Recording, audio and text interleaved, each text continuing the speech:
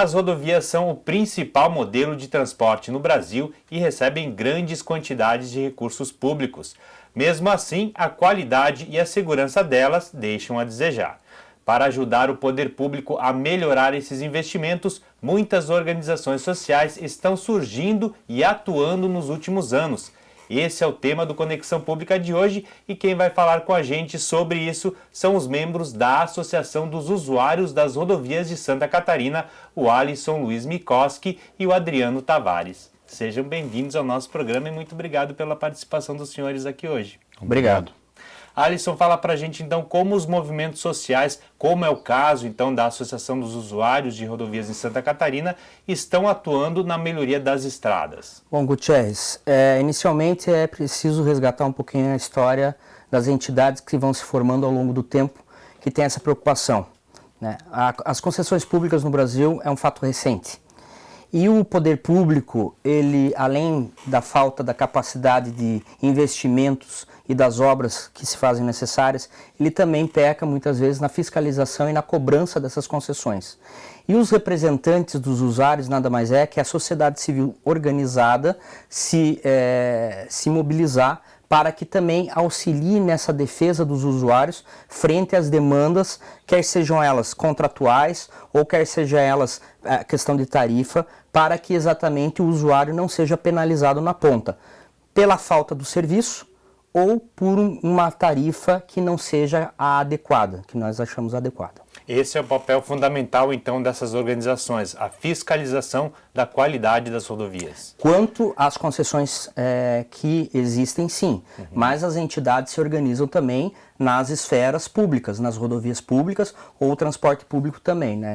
O leque é muito grande. A Auresc é pioneira aqui no estado de Santa Catarina. Nós nos organizamos ante as concessões da BR-116 e 101 em 2008. Nasceu no Sindicato dos Representantes Comerciais de Blumenau.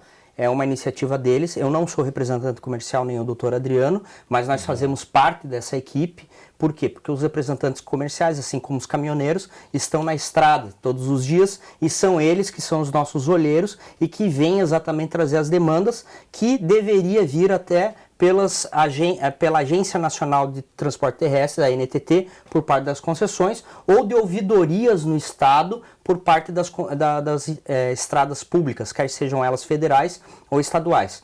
Ou seja, do DETER nas estaduais ou do DENIT nas federais, né? É um trabalho voluntário, então. Aonde vocês encaminham essas demandas, essas reclamações dos usuários? Bom, para quais órgãos? Nós somos praticamente o escoadouro da sociedade. Nós materializamos, o usuário, ele pode ir diretamente, ou quando é concessão pública, ele pode ir até o PROCON. Nós entendemos, e o próprio Supremo Tribunal Federal, isso o doutor Adriano pode falar com mais acuidade, o STF entende que concessão é um papel do consumidor, está aberto ao guarda-chuva do CDC, do Código do Consumidor, né? Então nós temos muita parceria com o PROCON do Estado de Santa Catarina. Assim como o usuário paga o pedágio, ele tem direito de cobrar pela qualidade da rodovia. Usuário e consumidor, nós falamos assim. E a questão das rodovias públicas, propriamente dita, quer seja elas estaduais e federais, nós encaminhamos aos órgãos competentes, que têm uma morosidade que deve ser sempre estimulada através da nossa entidade, provocando através de ofícios, audiências públicas, pedidos para, principalmente aqui nessa casa, na Assembleia, nós temos alguns deputados estaduais que têm essa sensibilidade de transformar em requerimento algum pedido da Auresc, que daí vai em informação para o órgão competente. E, doutor Adriano, então, nesse trabalho que vocês vêm desempenhando, quais são os principais problemas que vocês identificam hoje nas rodovias de Santa Catarina? Hoje, Gutierrez, nós identificamos a maior parte, nós temos o PAR, que é um projeto, um programa que gerou a questão das concessões, né? Os contratos com o governo federal. Hoje nós estamos mais basicamente focados no cumprimento destes contratos. Através de estudos juntamente com a Fiesc e com o PROCON do Estado de Santa Catarina, nós estamos identificando que muitas das obrigações colocadas na hora da concessão estão sendo descumpridas tanto pelo órgão fiscalizador, bem como das empresas que venceram a disputa na licitação. O senhor está falando então no caso das rodovias com concessão, mas as públicas também enfrentam alguns problemas. Enfrenta, principalmente a questão de ausência de sinalização. Qualidade do asfalto. Qualidade do asfalto, a ausência de acostamento, a precariedade nos buracos. Então tudo isso nós vamos identificando aos poucos e cobrando das instituições fiscalizadoras, Ministério Público Federal, Ministério Público Estadual e das agências reguladoras, a NTT, DETER e DENIT. A cultura dos usuários, dos motoristas, né, também é um problema enfrentado na segurança do trânsito? Sim, também é um problema identificado por nós, que é a questão da falta de conscientização do próprio motorista, do próprio usuário da rodovia. A questão da embriaguez ainda no nosso estado é uma questão que merece ser mais bem debatida. A questão da falta de sinalização, de pedágios, radares. Isso tenta diminuir, inibir um pouco os acidentes, mas o desrespeito ainda é muito grande ainda. Excesso de velocidade é muito recorrente ainda, principalmente porque é uma reclamação muito grande da parte da Polícia Rodoviária Federal. Com relação à manutenção das estradas, como é que ela está sendo feita hoje em Santa Catarina? Ela é adequada ou não? Não, ainda deixa muito a desejar. A principal reclamação dos usuários é a diferença gritante, como eles dizem, entre o estado do Paraná e Rio Grande do Sul, que quando cruzam os estados, sentem já na diferença nos asfaltos, na diferença entre a qualidade do asfalto entre Paraná e Santa Catarina. Isso tanto nos trechos concedidos quanto públicos? Em ambos os trechos. Por que isso acontece? Talvez que na questão da federal, como nós temos uma licitação que ela foi BR-101 ligando Santa Catarina e Paraná, talvez, não vou te dizer que esteja ocorrendo, mas talvez a concessionária esteja beneficiando um estado em detrimento priorizando certos trechos da rodovia, Sim. né? Isso tem a ver com o contrato de concessão? O contrato de concessão ele permite isso, de uma certa forma. E tem como saber, por exemplo, a associação ela tem acesso ao contrato de concessão? Ou não? Nós temos acesso ao contrato de concessão, mas o que nos falta? Que é uma questão de aparelhamento até propriamente da associação. É a questão da fiscalização, de in loco. Para você ter ideia, esse estudo que foi feito, que nós estamos nos baseando, foi um estudo feito pela Fiesc com recursos próprios da federação. Tá? Ela que fiscalizou, ela identificou hoje o descumprimento deste contrato, que até ajuda o parecer do Tribunal de Contas da União. Então o que nos falta é esse aparelhamento para ir em loco e fiscalizar, porque hoje nós temos os usuários que nos repassam, assim, da etapa tal, falta sinalização, ou o radar não está sinalizado corretamente, e aí nós entramos em contato com o poder público para solucionar essa questão. A gente verifica assim, que a sinalização realmente, além da manutenção, é um problema muito recorrente, faltam placas, né? Faltam faixas, as faixas às vezes estão apagadas, falta uma pintura, inclusive Você pode perceber que em certos trajetos você encontra 80 quilômetros e logo depois 100 quilômetros e logo depois 80, então até as placas são dúbias para o usuário. Está bom. Bom, eu vou pedir um pequeno intervalo então, felizmente o tempo do primeiro bloco chegou ao fim, a gente volta em seguida a falar sobre as rodovias de Santa Catarina. Até já.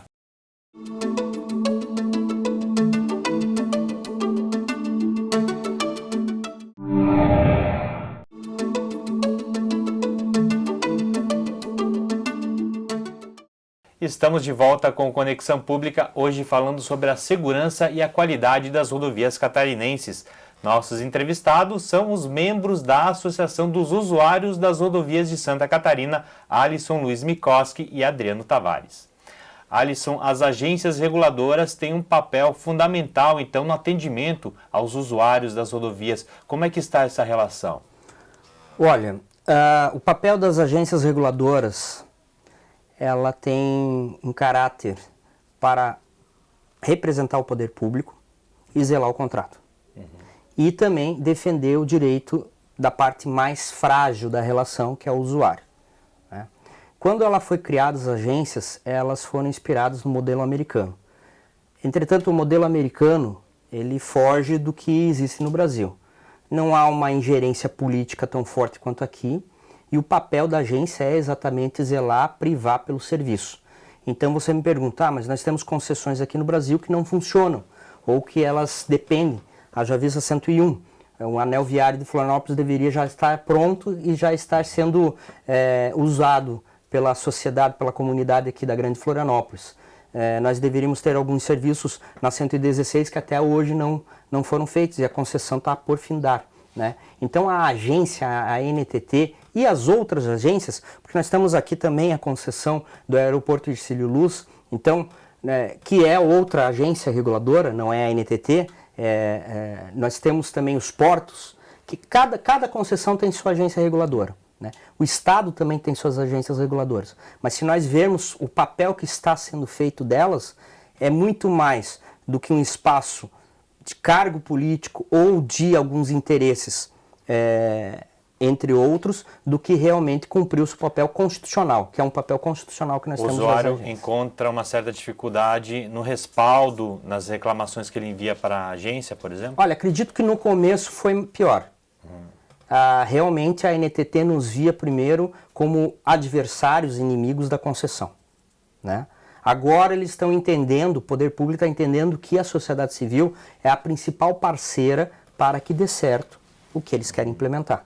Mas ainda há uma longa estrada a percorrer e que essa estrada seja exatamente sinalizada, de pista dupla e que tenha todo o conforto e segurança para o usuário. Então, processo que vem sendo trilhado com o tempo. E infelizmente é a sociedade civil que deve se organizar e mobilizar. Nós temos parceiros aqui na Assembleia. Nós temos deputados, temos comissões que são parceiros, temos representantes do povo que estão antenados, preocupados, e em Brasília também. Mas a força dessas concessionárias, dessas empresas, ela é muito maior do que a nossa. E nós vemos ainda nas agências reguladoras um papel de equilíbrio e que o usuário possa, através das entidades representativas, fazer uma parceria para que dê certo o contrato.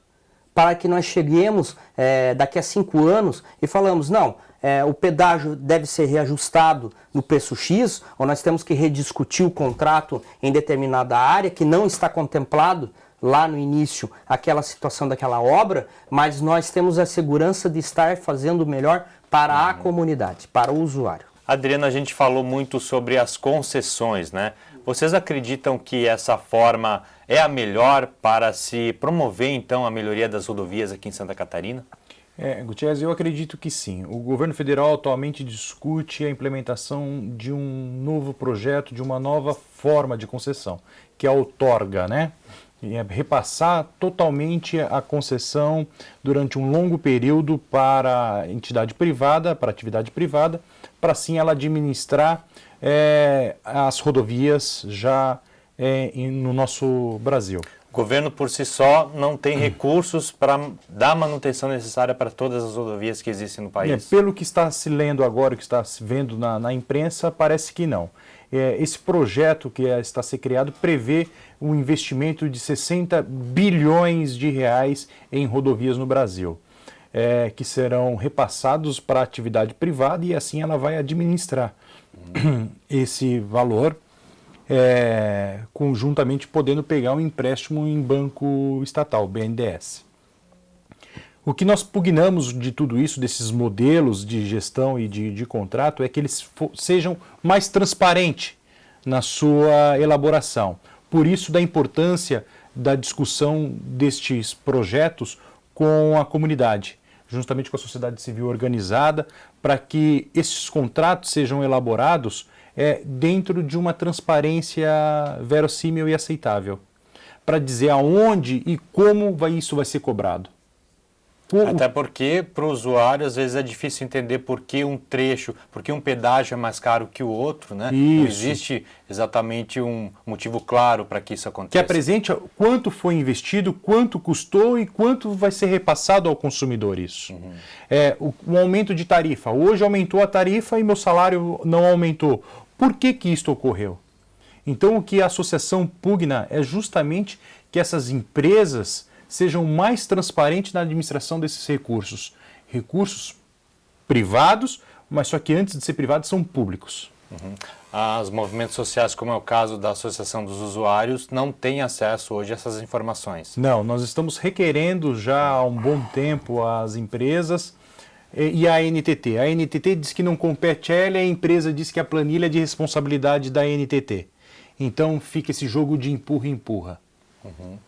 Alisson, e para o usuário, então, que está nos assistindo, como ele deve proceder para procurar se engajar mais, né? Reivindicar, então, melhorias nas estradas ou procurar informação sobre como é que está o contrato de concessão, como é que está a rodovia pela qual ele trafega? Gutierrez, só tem um caminho: fortalecer a Auresc. A associação é pioneira aqui no estado de Santa Catarina, é uma entidade séria, né? São pessoas abnegadas, como o Dr. Adriano, como o Sérgio, como o nosso representante aqui na Grande Florianópolis, o Nelson Silveira, que é um empresário em São José, que precisa de uma rodovia também que funcione. Eu também sou voluntário. Então, a Auresc tem um portal, é o www.auresc.org. Né? É o único canal que nós temos. O sonho do nosso presidente é ter um 0800, onde que qualquer usuário tenha contato direto. Existem, ao longo da concessão da rodovia, aquela ouvidoria, é para inglês ver, é uma ouvidoria só para você chorar e desabafar. Nós precisamos exatamente de instrumentalidade e mecanismos que funcionem. Você falou com o Dr. Adriano sobre não termos acesso às planilhas. Nem o PROCON, que é o órgão de defesa do consumidor do estado de Santa Catarina, tem acesso a essas planilhas.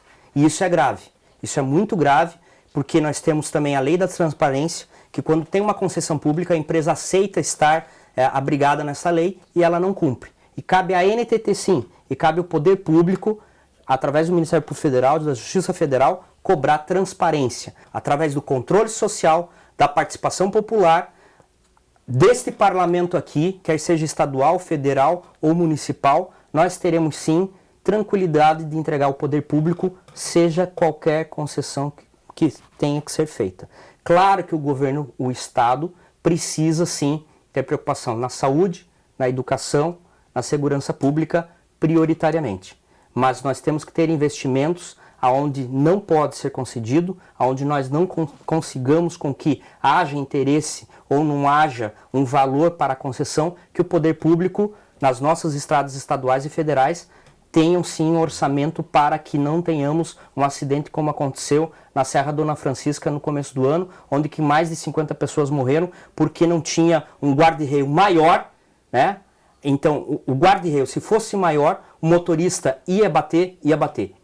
Haveria acidente com morte? Haveria, mas não seriam 50 mortes. Com certeza, a transparência é fundamental nesse processo, né? Infelizmente, o tempo do programa chegou ao fim. Agradeço novamente a participação dos senhores aqui hoje. Obrigado. E o Conexão Pública vai ficando por aqui. Nós voltamos, então, na semana que vem. Até lá.